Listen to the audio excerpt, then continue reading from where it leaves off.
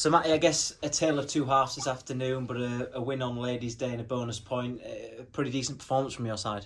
Yeah, it was. By the looks of things, we're only kind of stringing kind of like one half performances. We had a second half performance last week and a first half performance this week. So yeah, we take 5 points. It's a fantastic result for the lads. But obviously, it's probably a little bit frustrating because we left a lot of points out there. Yeah, I guess at half-time, 28-0 up, that's pretty much the dream start for you and your side. What was the message to the players? Was it more of the same in the second half? No, it wasn't. We could see the complacency was probably setting in about 5-10 minutes before half time.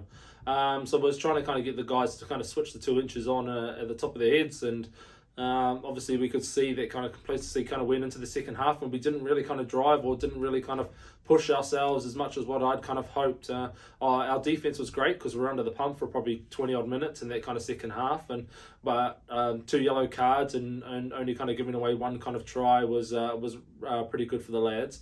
But our discipline in the second half just killed us. And talking about your defence, up until the point where you'd conceded, it was 100 minutes in league action where you hadn't conceded a point, Matty. That's something for you and your players to be quite proud of, isn't it? Yeah, definitely. We do quite a lot of our kind of defence after, obviously, the Moortown game.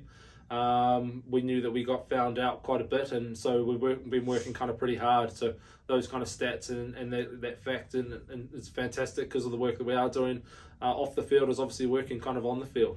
Any frustrations at all for not putting any more points past Old Crossleyans this afternoon? Yeah, obviously there always is, and what we can say is that we always kind of left points out there, but 5 points at the end of the day is 5 points, and another kind of good win at home as well is fantastic for us. So and to get kind of Renard back into the fold, Ewan back into the fold as well, was fantastic for us as well. Aaron as well, to mention, they're quite big figures, aren't they, for you to bolster the pack and more familiar faces and leaders to keep you going forward? Yeah, that's it, definitely, yeah. So obviously Will Leah played last week, and then obviously Aaron back after kind of 2 weeks of injury as well. So there's a lot more kind of ball carriers out there, which obviously gave kind of Rolo a few more kind of options. But yeah, as I said, we just kind of faded away that second half, and obviously leaves a bit of a kind of bad taste because, as I said, we could have done better. But yeah, we'll take 5 points any day of the week. Old Crocs were a good setup and a good set of lads as well. So, but as I said, like we just need to learn. Like, the penalty count in the second half was probably about kind of 10, 11 to kind of 2 or 3. And obviously on the back of that, we lost kind of 2 yellow cards as well. So we need to make sure we learn from that and not get ourselves in those kind of situations when the games are a lot tighter.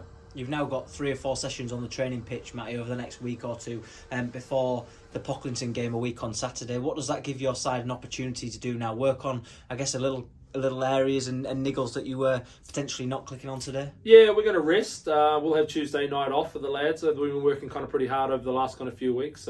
We'll get together Thursday night, probably have a bit of a watch of the game. We know that the seconds and thirds, they've got a game next week as well. So our numbers at trainings have been really good, and we want to make sure that we have a good kind of team run against them. And then from the kind of video clips, we'll just look at what we kind of need to do coming up against POC. We know how POC play. We know that they're a good physical pack with a good kind of 10 that kind of bosses them around the park. So we have to make sure that we're kind of switched on and we know what's kind of going when we get there in a couple of weeks.